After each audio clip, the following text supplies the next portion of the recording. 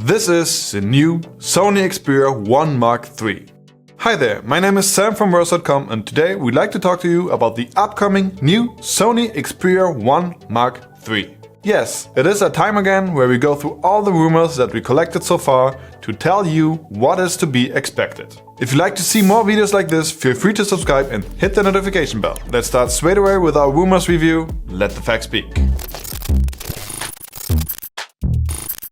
It's mid-February and we gotta see the first pictures of the new Xperia. So, Sony kept its rhythm of releasing the series between February and May. Do we have an actual release date though?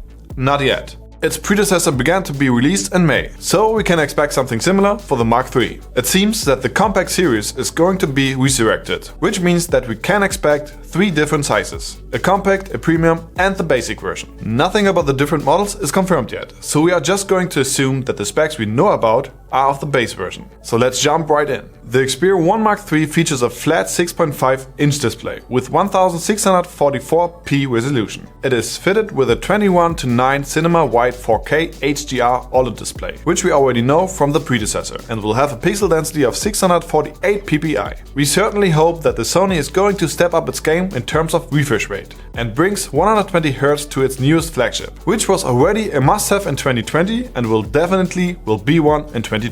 And we are actually going to assume that it's going to happen, because it is already featured in the Sony Xperia 5 Mark II. Speaking about performance, the Mark III is going to have a storage capacity of 256GB, which is expandable, and choosable 8GB or 12GB RAM.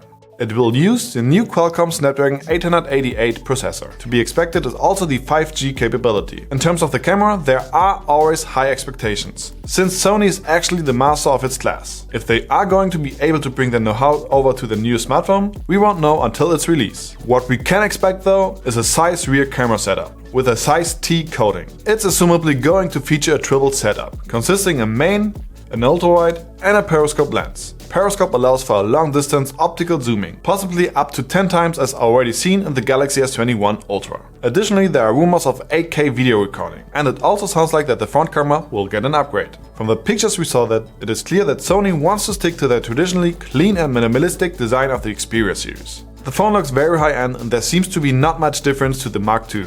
Although the camera bump looks slightly bigger, but that is mostly due to the space that the periscope lens needs. It has a flat-edged metal frame and a glass rear panel. It is a bit smaller and slightly thicker than its predecessor. Furthermore, it features a micro SD slot, dual front-firing speakers, and thankfully they kept the 3.5mm headphone jack. There are also rumors about a new shortcut key, but we don't know what this does right now. Sony phones have previously had shutter buttons to replicate the feeling of using an actual camera. In terms of battery, we know that the Xperia 1 Mark III will be capable of fast charging and fast wireless charging, and possibly have the size of around 4800 mAh.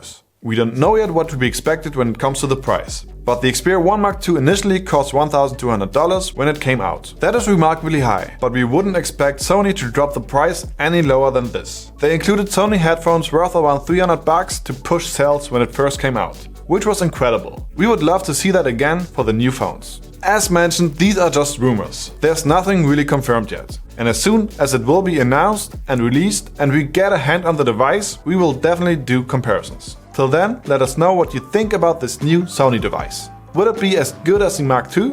Is it going to be rival the flagship phones of Apple, Samsung and Huawei? And are you considering buying it? Let us know in the comments below. And if you'd like to compare the newest smartphones and or other things, feel free to follow the link to our website. You can compare up to 7 different smartphones at Versus.com. If you liked our video, give us a thumbs up and subscribe to our channel.